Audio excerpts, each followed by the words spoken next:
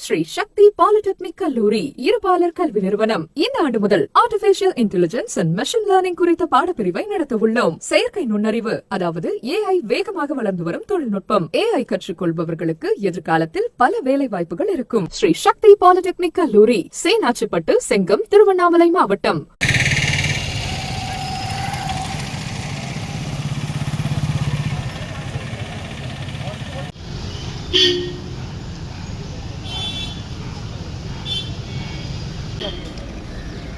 Okay okay பாருப்பா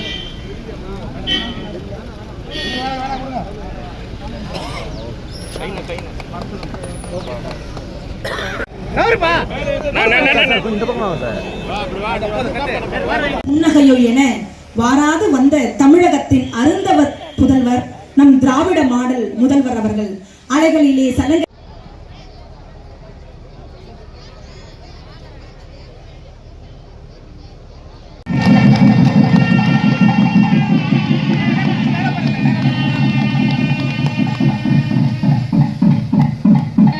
தேவராஜ் உட்பட அதில் பணியாற்றிய அந்த அருமை நண்பர்களுக்கும் இந்த பாலத்தை முறையாக எடுத்து சிறப்பாக கட்டித்தந்த அந்த ஒப்பந்ததாரருக்கும்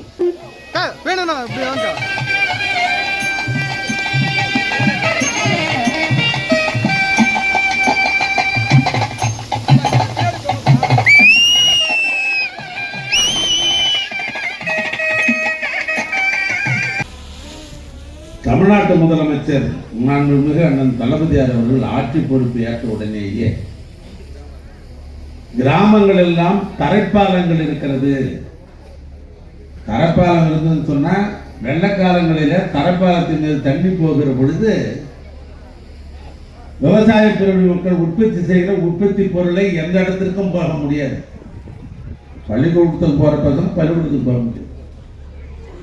ஆனால் முதலமைச்சர் சொன்னார், ஆட்சிக்கு வந்த உடனே தமிழ்நாட்டில் தரைப்பாலங்கள் 1281 தரைப்பாலங்கள் இருக்கிறது.